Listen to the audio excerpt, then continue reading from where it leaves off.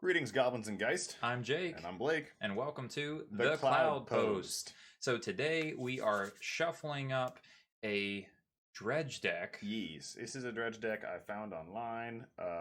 It's a bit of a brew because it's definitely not like a very. It's fun. It's a fun deck. It's a fun deck, but it's like not hyper competitive. And because it's a bit of a brew, this is another installation of Brew and Brew. Absolutely. And we hope you like that, because if you do, like and subscribe to our channel. Yep, because you'll get more brew and brews. And crack that bad boy. Oh yeah, that's a good one. You can get that nice ASMR can opening. Cheers. It's a good beer. So what are we drinking tonight for this brew and brew? Let's see. This one is called Whatever You Feel, Just Dance It. Dance it. Okay. Dance it. Yeah. I kept dance it. I don't know. It's a double dry hopped IPA from a place called Resident Culture. Got some crazy, juicy deliciousness to it. Yeah, it's honestly really, really good on the first sip there. But so we've got a black green, so a Golgari dredge deck for historic. Technically, it's junk. The only reason you got junk in there for is unburial rights. Yes. Yeah. Burial rights is going to be for the two big boys that you might mill. Massacre War might save the day and kill an enemy, and the Lot of the Giant is kind of like a giant trigger pull at the very end of the deck. Just bang, take 10 damage, you know? Now, you're calling the deck Dredge, but there's not any Dredge cards in Historic. I don't think half these people who are watching know what Dredge is. Perhaps not. Dredge was a old mechanic from Magic that allowed you to basically mill cards from your deck instead of drawing cards, which was insane. Yeah, you could have an example of a card like Life from the Loam. Yeah. It was a 2-mana sorcery that allowed you to put up to 3 lands from your graveyard back into your hand. But if it's in your graveyard, at your upkeep, the Dredge ability triggers, and it says that you can mill X cards, where X is the Dredge, which I believe that one is Dredge 3. Yeah. So that's just, we're pulling that from our brain if we're wrong on that. But such a powerful. The idea with this deck is that you're milling yourself, right? It's a self-mill card, a self-mill deck, and it's not just strictly Reanimator. Most of it is just cool abilities and combos. So we'll filter through it and show you some stuff. I do want to give a shout out to the guy who built most of this. I'm gonna pull him up real quick just to be sure I know who I'm talking about. Yeah. I don't feel like right taking this this deck, because I stole this in a way. Not stole it, but I pulled it up. I was like, oh, this is really good. Let's see what we got here. It's a dude from Soul Archer is his name. Okay. So whoever that's Soul his Archer arena tag. His is a bit different, but this is where I got most of the idea from. So there's that. Yeah, I believe that's the right one. So shout out to Soul Archer. Shout out to Soul Archer, indeed. This is a really creative idea, and it's something that I know, if you know Blake, he likes playing a strategy like this, and also it ends up just being pretty aggressive, right? It is honestly pretty aggressive, and people in the historic, matches typically don't know what the hell's going on. Right. The value of a brew and brew. The value of a brew and brew. A lot of people do have some graveyard hate, though, so we hope we just don't run into that naturally, but we still can win without it. If we just get to 6 mana to slap down a freaking Massacre Worm, and it's kind of hard to beat that. But yeah, we're going to play it out, see how it goes. So we're going to start talking about it. First thing is Stitcher's Supplier. Yeah. Fantastic, absolutely wonderful self-mill card. Play it, mill 3 cards. Dies, mill 3 cards. Yep. Really cool. Yep. I love the fills your graveyard. We're going to see a lot of synergy, I'm assuming. Yeah, a lot of people don't even want to swing into this thing. Yeah. They're like, oh, I don't know what he's got going on. I don't want to add more to his pile. No. Yeah. No. You got, of course, meyerton. This card is used a lot of the red-black decks that use Kroxa.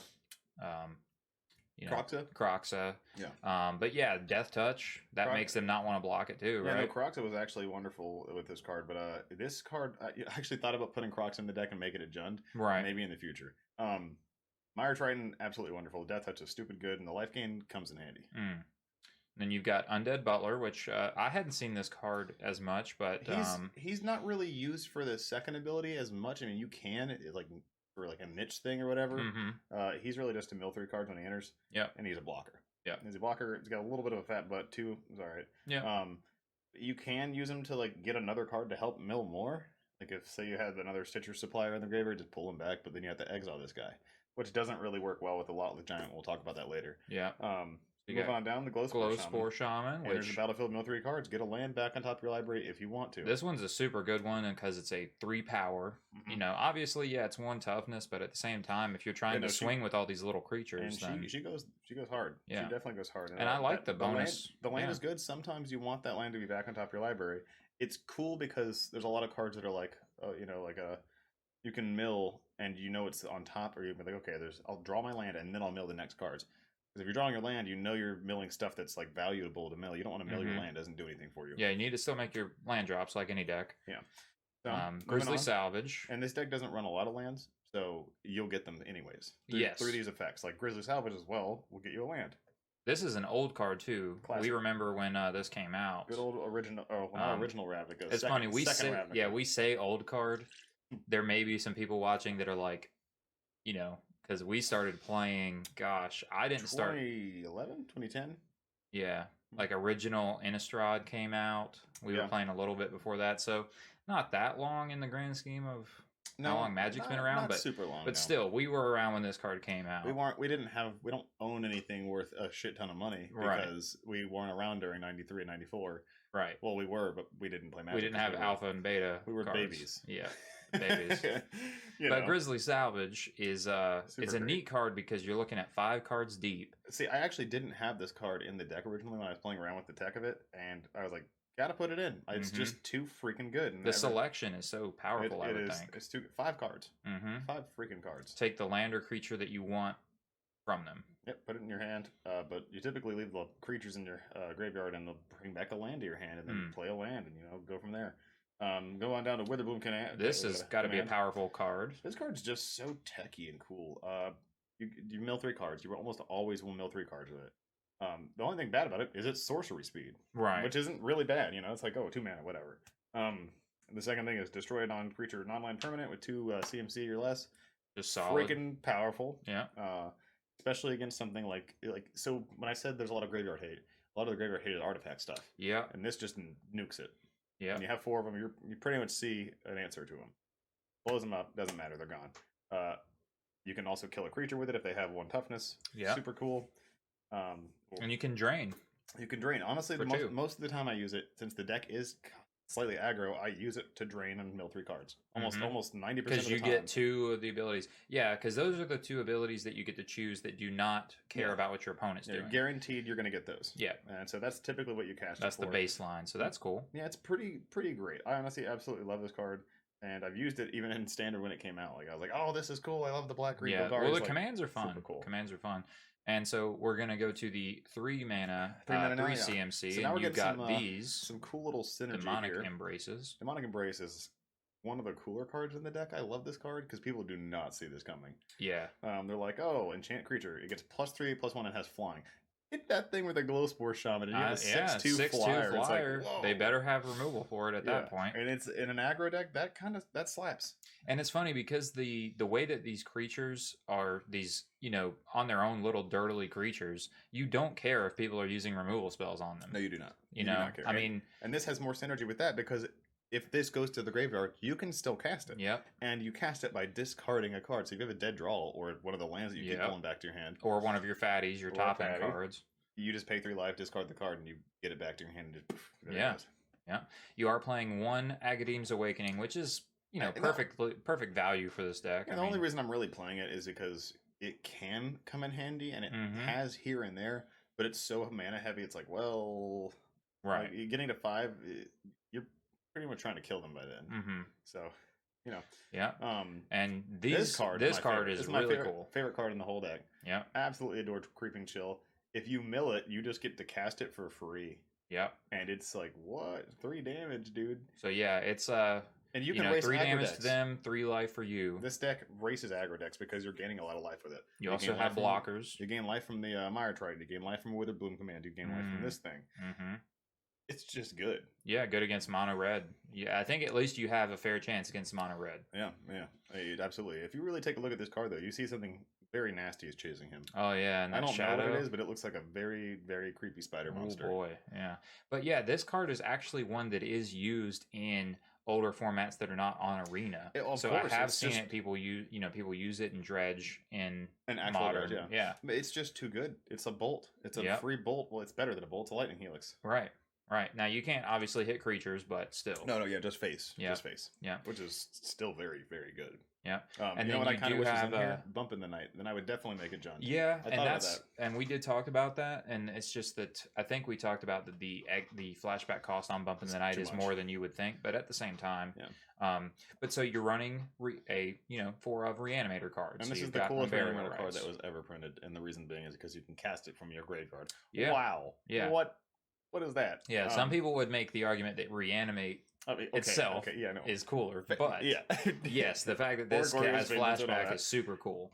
This card is fantastic for Standard. When it came out in Standard, I lost my mind because I love Reanimator decks, and Innistrad was just full of amazing cards. And we're super nostalgic about that time in Magic. Yeah, absolutely. Because we were getting hardcore into Magic at that time. Yeah, we were playing Vampires, Werewolves, and all of that jazz. Yeah. I love Reanimator cards, and this card is just so powerful. I'm so glad they put it in the Arena. And the only downside is it's white to flash it back from the graveyard, which is not really a problem if you look at the lands here, which is we're going to do in a second. We'll check out these. You'll see there's a bunch of white options. Yeah, you're able to get your fixing, but very simple card. It's flashback. It's just return creature card from the graveyard to the battlefield, but you're not worried about necessarily returning these little dirtlers. And you can if you want to. You can. But it's really for the last 2. You're gonna smack them with these Massacre things. Worm, which is on a turn 4. Massacre Worm is hard. It's hard to stop that. Yep. And he murders your entire enemy field pretty much with a -2/-2 to everything, and everything that dies. They lose 2 life. Which is really cool. We were playing when this card was in Standard too. Yep. Which is super cool. That was a Scars of Meyerton. Oh, Scars of Meyerton. Yeah. Going down to the Lotless Giant, I realized this card is a card.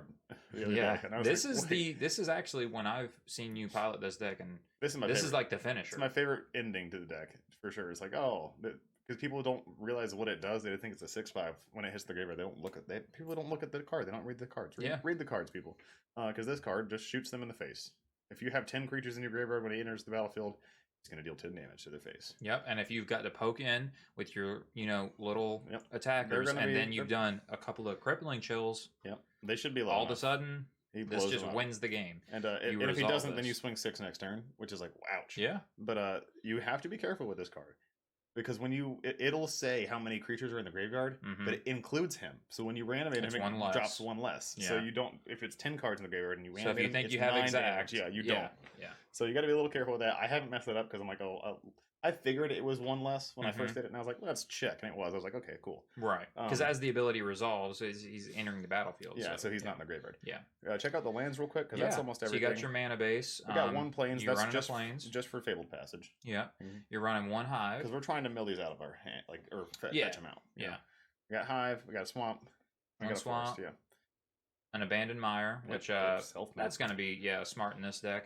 You're running a Course of Age. That's just value, right? To run. It's only 2 mana to make it happen. Yeah. I need to blow up a land or whatever. Yeah, and you could blow up a artifact graveyard card. Exactly. Exactly, and you need those. So. Yeah. So you got 1 forest, 1 lair. You can bring back these creature lands with Grizzly, Salvage, Witherbloom. Yep. Yeah.